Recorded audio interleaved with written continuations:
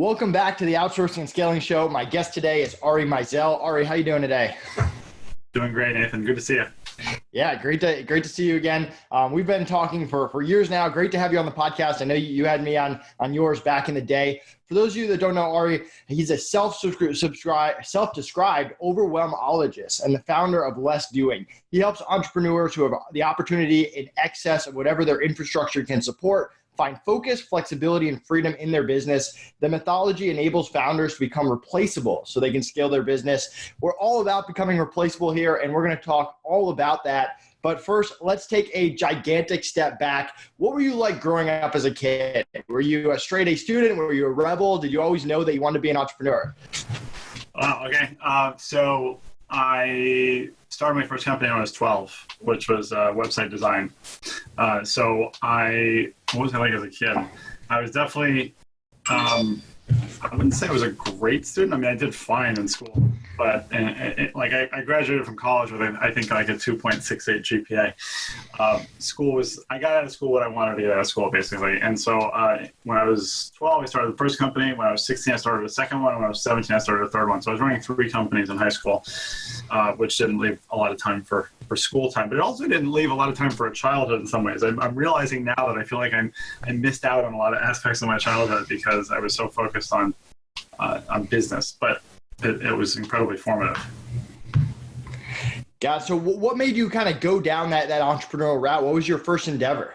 So the first company was website design, and it's kind of like the story of how a lot of things have happened in my life is I just sort of fell into them because I was interested in it. So when I was 12, that was 24 years ago, right? So website design was something that either really, really expensive like agencies were doing or kids, that were learning HTML. So I built a couple websites just for fun, and then I built one for my father's art gallery. And one of his clients came in one day, or one of his colleagues, I guess, came in and didn't have a website for his business. So he offered to pay me $500 to build him a website, which I did. And then I thought, well, I've grown up in the art world, and this seems to, a lot of people don't have these things called websites. So I started pushing to do more websites for people in the art world. And so just went from there. I started building more and more, charging more, and so on and so forth. And then same thing with when I was 16, I started a tech consulting company. I was just good with tech. And one of my parents' friends was like, hey, could you help me with this thing with my computer for a few hours? I'll pay you. I was like, yeah, great. And that evolved into me like wiring a satellite system into a client's yacht, so it just everything sort of progressed by things that I was good at and liked doing. So who was your first hire and how did that go? Technically my first hire was one of my friends when I was like 15, named Emmanuel, and he was helping me with websites, but I wouldn't consider that like officially my first hire. When I got out of school, out of college, I went to work in construction. It's again sort of fell into it. I went to visit a friend and saw this property that I had an idea of something I could do with it. And I wanted to learn the trades and also learn more about everything that was happening. So I had a team of 60 people very quickly, and I was learning and doing every trade imaginable. So how did it go? The construction business is an interesting business. A lot of turnover, very different sort of leadership styles that go into it. And I was a very aggressive, I guess leader would be one way to put it. But we built things really quickly and cheaper. So that was definitely an interesting version of it. But then really like in my current life, my first real hire now was who's someone who's basically my assistant coach now in my business and is the director of customer experience for us. And it was incredible. We really sort of grew into our roles together in a lot of ways. So, but I've hired a couple hundred people now in my life. So a lot. Yeah. So let's talk about what you use an assistant for. You said one of your best hires, one of your most important hires. What does that day-to-day interaction look like? What tasks is he doing for you? And what stuff is he taking off your plate that maybe you're not good at? Well, so that I was referring to my assistant coach, but yes, I've had VAs working with me for years and years and years. From the very first one that was from a company called Ask Sunday, which was based in India. I don't know if they're still around actually. And now I work with 2 different companies, Chatterboss and Magic. And VAs do a ton of stuff for me. And one thing that I always like to point out is that I feel like in a lot of ways they do more for me in my personal life than in my business life. And as an entrepreneur, there really isn't that big of a differentiation in our brains, I feel like. And yet entrepreneurs often, and I'm sure you see this all the time, really have trouble justifying paying someone to help them in their personal life because there's no ROI, right? But at the end of the day, I bring a lot less value to certain activities in my home life than I would in my business life. For example, I have 4 small children, and the VAs have filled out all the paperwork for their camp for the summer and for school stuff, right? So me doing it doesn't show more love, and I probably won't do it as well. And by having that taken out of the way, I get to spend more time doing what I really want to do with my family, and also not dreading like stopping work because I have to do all these things. So that on the personal side, that's that. But then I have a team of 5 core members of my team, and probably upwards of 200 contractors that we work with on a regular basis from every possible specialty. I love it. So how do you get over that kind of fear factor? I feel like a lot of entrepreneurs are like, oh, those are my kids. I don't want VAs and doing anything with that, or it's my business. Like no one can do it better than me, or they're going to mess it up. Were you always able to overcome that, or is that something that kind of evolved over time? So I think that I very quickly saw the benefit, like the risk reward trade-off pretty fast, and recognized that there are certainly risks that can come along with doing these things, but the rewards have just been so great for me. So just like over and over and over that it's never really been an issue. The other thing is that it's sort of a misinformed way of going about it, right? Because there's really no such thing as true privacy, and anything that you would share online or over email technically could get hacked. People could find your passwords. So all the things that we put in place, like password managers and stuff like that, are going to help to an extent. But if we think that by not using a VA, like we're safe, that's crazy, right? So that always kind of like shocked me, and that's a psychology issue. There's nothing else there. Like people have trouble letting go of things, and they have control issues. I guess I just never have. What about the architect of less doing? Is that something that you implement at the beginning when you're starting a business, or is that something that you kind of evolve over time? A little bit of both. I mean, we're not often working with startups who are just starting out and want to do it right. That has come up, but more often we're dealing with companies that have already achieved some level of success, and they are seeing opportunity that is beyond what their infrastructure will support. So we're not really working with people who need to, grind out more leads and figure out more interesting marketing techniques and the real hustle people. We're dealing with those companies, not necessarily larger, but usually the minimum is that they're doing $1 million a year in revenue, and then we go up to probably one time up to like $100 million. It depends where they're at, but the big thing is that they just have a fire hose of opportunity and they can't take advantage of it all. So it's kind of a specific thing that we do. Got it. And is that something that like the average entrepreneur you find is accepting of, or do you feel like most entrepreneurs are trying to do everything themselves and stay inside their business? The latter. The last book that I wrote is called The Replaceable Founder, and we talk a lot about replaceability, not actually replacing you, but being as replaceable as possible. And that, again, want to talk about psychology, like that brings up so much fear for people, because it's not just about the founder, it really is about everybody in the company. And we want to replace everybody up, not out. And if you think about that as your goal, then that's going to force you to put systems and processes in place, delegate where necessary, systematize and whatnot. So as a methodology, sometimes it's a little bit hard to push across the table, but most of the time people are like, replaceable? Yeah, that sounds great. Like I need more of that. So it's a very sort of focused way that we look at this, that we want to make everybody more replaceable.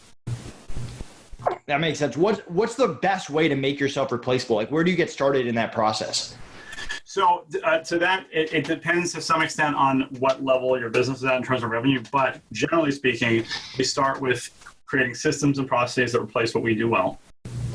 After that, we start to look at people that can replace those things. So one of the mistakes I think people often make is that they bring in people first. And if you don't have good systems and processes, you don't have good documentation of things, you're going to bring somebody in and you're going to expect a result that they cannot deliver.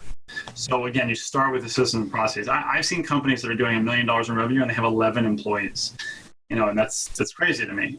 Whereas you then see companies that are at 10 million and have 2 people. I mean, your company is an incredibly shining example, right? Of you have like 3 employees, right? We have no employees, but we do have a lot of VAs, a lot of manpower. But I mean, it's like you and your partner, and that's it, right? Right.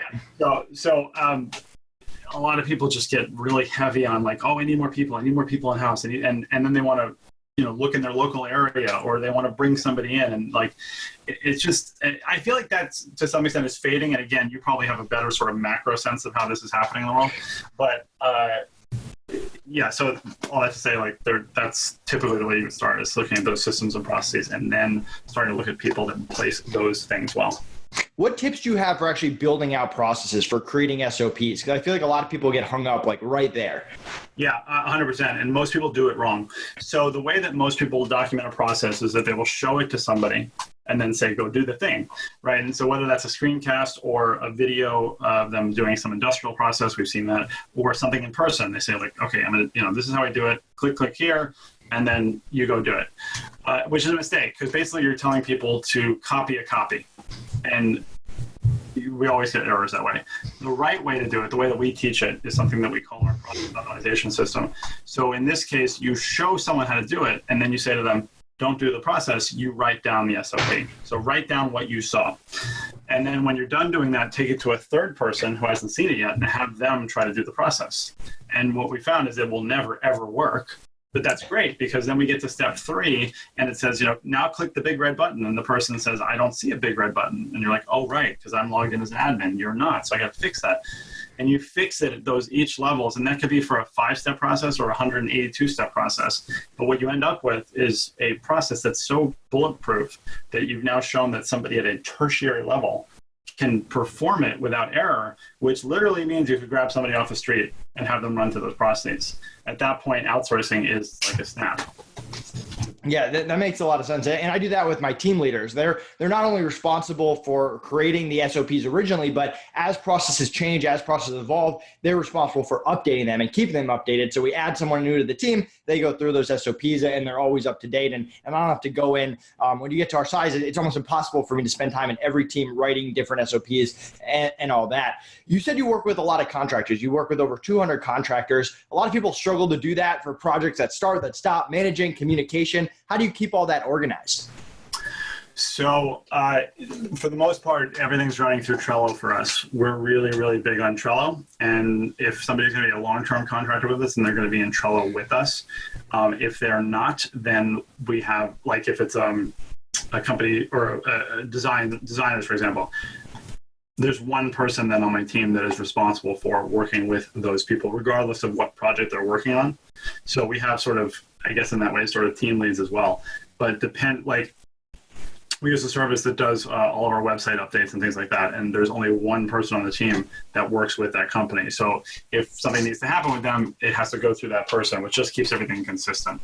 Same thing with the graphics, same thing with research is another example. So I love it. What other tips would you have for people that are stuck inside their business, that want to be out? Maybe they want to start a second business. They want to be able to sell it at some point, make it sellable. What would you tell them? So, I mean, the first thing really is to look at what you're doing now, how you're doing it.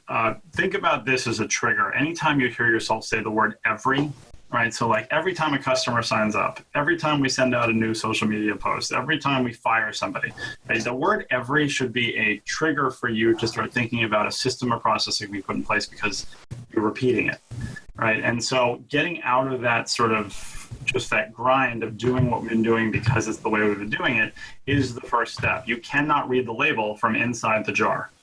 And so, common issue. So really just start by sort of taking stock of what you're doing, how you're doing it. Anybody who says that they're just so busy, I really always like to challenge them and try to figure out, well, what are you so busy with? And, calls and what else? Well, meetings and what, they really don't have a good sense of it. So it's a lot easier to replace yourself if you know what you're actually replacing.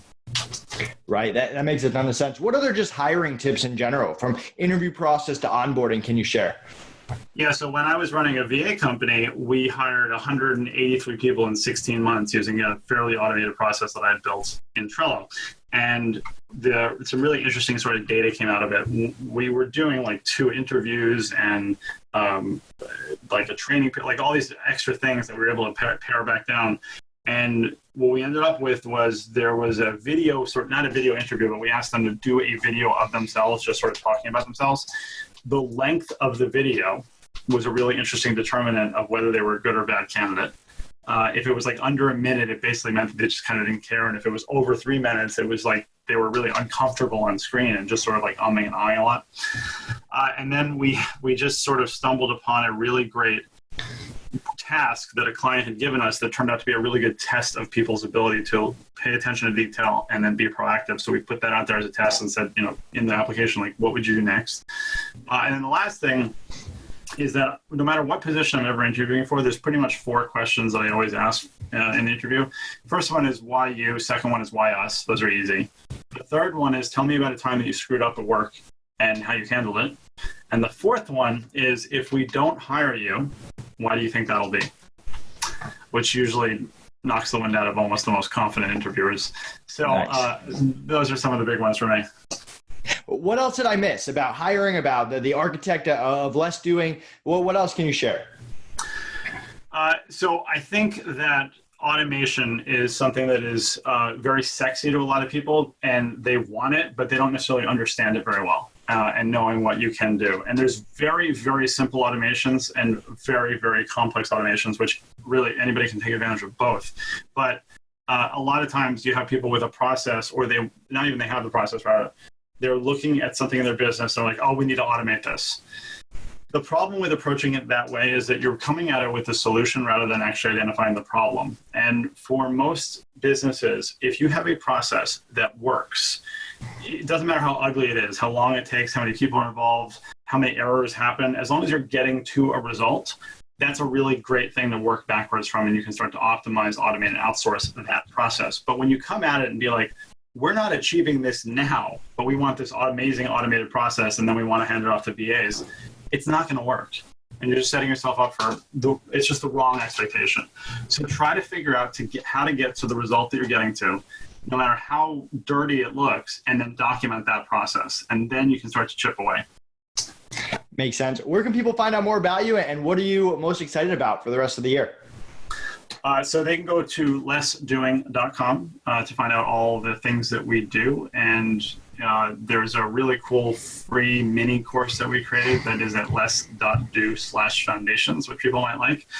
The thing that I'm most excited about is that, as I said, I have 4 small children. And so most of what I do is really orchestrated around being home and being around them with them. So I'm doing more and more stuff virtually this year, like remotely over Zoom. And one of the things is that we've been doing a 1-day workshop every month that I've been teaching here in New York, they're awesome. They're really fun. And they're really useful and helpful. And people have flown in from all over the world for them.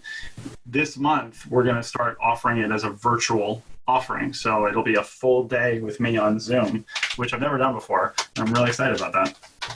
Awesome, man. Well, thank you so much for coming on. This was really helpful. I know a lot of people listening are kind of at that point in their business where they have to figure out, how do I get more done working the same amount of hours or less, or even reducing their hours? And I think this was really helpful. Thanks again. Thanks, Nathan. Hey, everyone. Thank you so much for watching. Did you enjoy this content?